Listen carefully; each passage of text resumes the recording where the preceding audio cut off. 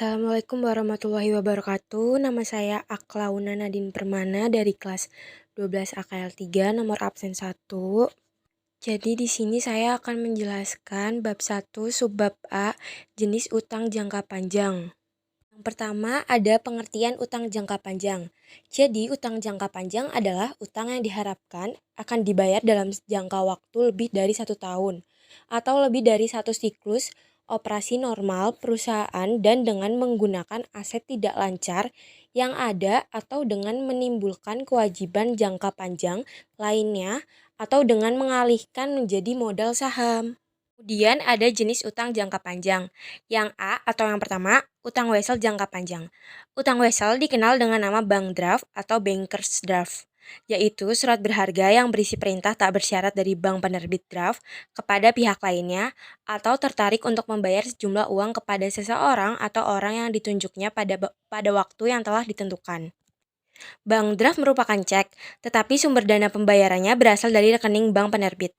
Utang wesel adalah utang berbentuk bukti tertulis formal, yang isinya kesanggupan untuk membayar pada tanggal tertentu, sedangkan utang wesel jangka panjang adalah utang wesel yang waktu pelunasannya lebih dari 1 tahun. Yang B atau yang kedua ada utang obligasi. Obligasi adalah surat tanda bukti utang yang dikeluarkan oleh perusahaan kepada pemegang dengan imbalan bunga tertentu.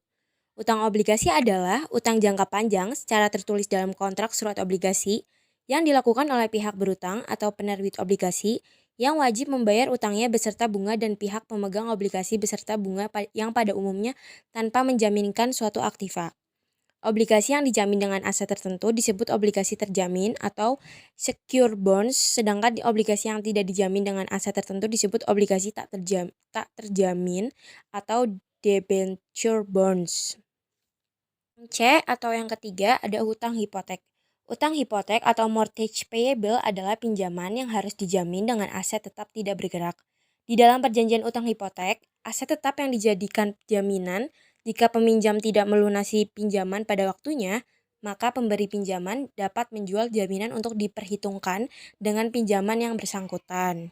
Dia ada utang bersyarat. Utang bersyarat adalah kewajiban yang kemungkinan timbulnya tergantung terjadi atau tidak terjadinya suatu peristiwa di masa yang akan datang. Dengan demikian, pada tanggal neraca belum terdapat kepastian mengenai ada atau tidaknya kewajiban tersebut. Dan saya di sini akan menjelaskan tentang risiko utang jangka panjang. Utang jangka panjang perusahaan menimbulkan risiko yang dapat diderita oleh perusahaan. Antara lain, risiko yang diterima semakin besar seiring dengan semakin lama jangka waktu pada pinjaman dana dan pelunasannya.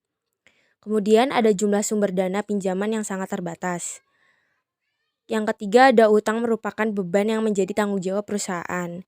Yang keempat ada tanggal jatuh tempo sudah pasti dan tidak memandang kondisi perusahaan.